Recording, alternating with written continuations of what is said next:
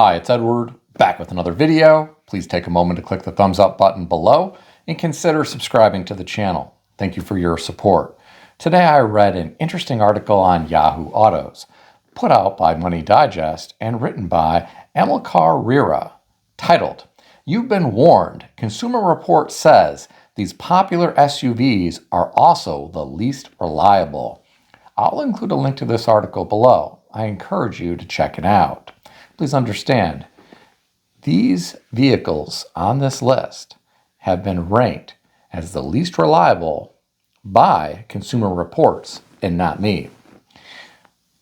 According to the author, you've paid a fortune for a new SUV only to drive it off the lot, leave the dealer's site, and hear sharp clicking noises. Then you mash the throttle and the engine gasps for breath, lacking the push to merge onto the freeway. And no, the metallic click isn't your house keys rattling in the console cubby. It's because that lavish SUV came with a factory problem. How frustrating. Sometimes these minor issues are just squeaky brakes, a loose trim, or maybe an untorqued bolt. But other times they're as serious as an oil leak, an engine stall, or the full replacement of an EV battery. My friends, fortunately, new vehicles come with factory warranties. However, it's still an inconvenience to have to bring your vehicle into the new car franchise dealership to get it worked on. Some provide a loaner vehicle. Many have gotten away from that these days, though. Getting back to the article, out of the sea of SUVs on the market, a handful stand out as people's favorites, even when they've been labeled as the least reliable and spend too much time back at the dealer for fixes. Some have been recalled over potential fire risks or for defective software that could cause a door to open unexpectedly. Not as funny as it sounds. Despite that, people still flock to buy them. So you might be wondering, what vehicles are we talking about here? Well, one of them is the Mercedes-Benz GLE. Really not surprised to hear about this. I owned a Mercedes-Benz once. It was a Mercedes SL, which is a two-seater convertible. I'd always thought those vehicles were very attractive as I saw them drive down the road. They were popularized in many movies, and I wanted to buy one. So I went to California and purchased one from a dealership in Studio City. It was a one-owner California car, no rust, and it was in pretty good condition. But let me tell you, that car required a lot of maintenance, and it was very expensive, and it seemed to break all the time. A gentleman that I knew many years ago worked at a new car franchise dealership that his son owned. He also had one of these Mercedes SL vehicles. He told me he got rid of his because he was so tired of spending several $1,000s a year to maintain it. I eventually dumped mine. I was really happy to be done with that vehicle. Now, there have been some really great Mercedes-Benz vehicles throughout history, but there have also been some that have been very problematic. Many of you probably don't know this, but there was an era when Mercedes-Benz sourced wiring harnesses from a manufacturer in Turkey, and they used a biodegradable type of plastic coating on all of the wires.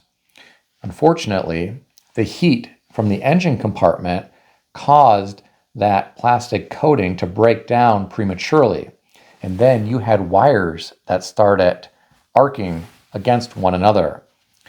It cost thousands and thousands and thousands of dollars to have all of the wiring replaced in some of these Mercedes models.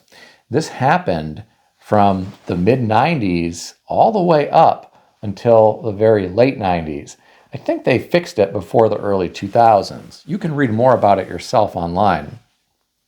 Some of those folks back then paid close to six figures, or in some cases over six figures, for an S-Class or an SL class, and they encountered this expensive problem after the vehicle was out of warranty.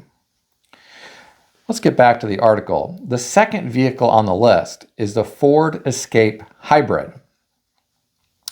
This is a vehicle that is produced in Louisville, Kentucky, and this particular vehicle, according to this report, is problematic. Interestingly, Consumer Reports scores the Ford Escape just 21 out of 100. Can you imagine being rated 21 out of 100? Pretty bad. I've never really liked the Ford Escape. They're pretty small, not very comfortable. I don't think they're attractive either. Next on the list is the Volkswagen Taos. Interestingly, there is another Volkswagen on the list, the ID.4. I'm not familiar with that particular model. Now, there are a lot of Jeeps on this list. We have the Jeep Grand Cherokee, and I've always loved the styling of the Jeep Grand Cherokee, both on the exterior and the interior. I remember in the 90s, there were some really cool Jeep Grand Cherokee commercials. One that I vividly remember is a pile of boulders that are outside of the mansion gates, and this Jeep Grand Cherokee just drives over the pile of boulders to go down the driveway. Really a cool commercial. I really liked a lot of the Jeep Grand Cherokees back in the early to mid 90s, especially the Jeep Grand Cherokee Limited that had fancier leather than some of the other trim levels. And then some of them had that gold package with the gold wheels. I always thought those were really sharp. But friends of mine who have owned those throughout the year have had a lot of problems, including transmission issues. Another one on the list is the Jeep Wrangler. And that's sad to hear about because the Jeep Wrangler is really an iconic vehicle. A lot of the older Jeep Wranglers were tough as nails. So it's sad to hear that this particular vehicle is on the list. A friend of mine has a Jeep Wrangler. He paid over $50,000 for it, and then he spent about another $5,000 for custom wheels and tires, and he also got a lift kit on it. I drove it once, and I can tell you it was not a fun experience. It moved all over the road. It was hard to keep it in the lane, and I always felt like I was too close to the lines because it was so wide with those large, oversized tires. It was also extremely loud. If someone called and you tried to talk with them on Bluetooth, you could hardly hear them because of the tire noise.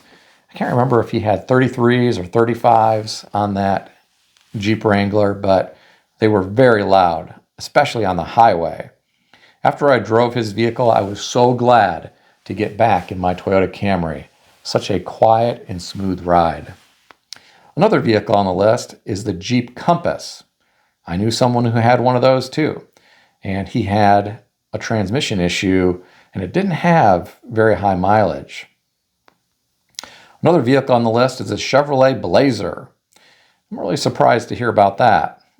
I really liked the Blazers when they came out with the smaller version back in the 80s. At one time, they were the really large, full-size Blazers that were based off of the full-size Chevrolet pickup truck. And then in the 80s, they came out with that smaller Blazer. Michael Jordan from the Chicago Bulls actually did a Chevrolet Blazer commercial once. Another vehicle on the list is the GMC Yukon. And that really surprises me because the GMC Yukon and the Chevrolet Tahoe, they were really reliable vehicles for a long time. But many of these vehicles nowadays have transmissions with a lot of speeds. There is a lot of technology incorporated into these vehicles. You have a lot of screens. In some cases, you have one big giant screen. A lot of the technology can result in expensive problems down the road. So I, for one, don't like vehicles with those large screens. Another vehicle on the list is the Mazda CX-90 plug-in hybrid. Again, I'm not very familiar with Mazda. I haven't really kept up with them throughout the years. That brand has changed hands throughout the years. I don't even know who the parent company of that brand is these days. So that's the list of vehicles that Consumer Reports ranks as being problematic or least reliable. I'm curious what you folks think about all this. Do you know anyone who owns some of these vehicles? If you do, what do they think about them? Tell me all about it in the comment section below. If you enjoyed this video, consider subscribing to the channel. I want to extend a special thanks to everyone who has subscribed to this channel. I want to also thank all of my channel members. If you would like to become a channel member, there is a link in the description beneath this video. You can read more about the different membership levels. Please also check out some of the great books I suggest you consider reading in the description below. I've included Amazon affiliate links to these books. As an Amazon associate, I earn from qualifying purchases. Stay healthy and wealthy. I'll see everyone in the next video.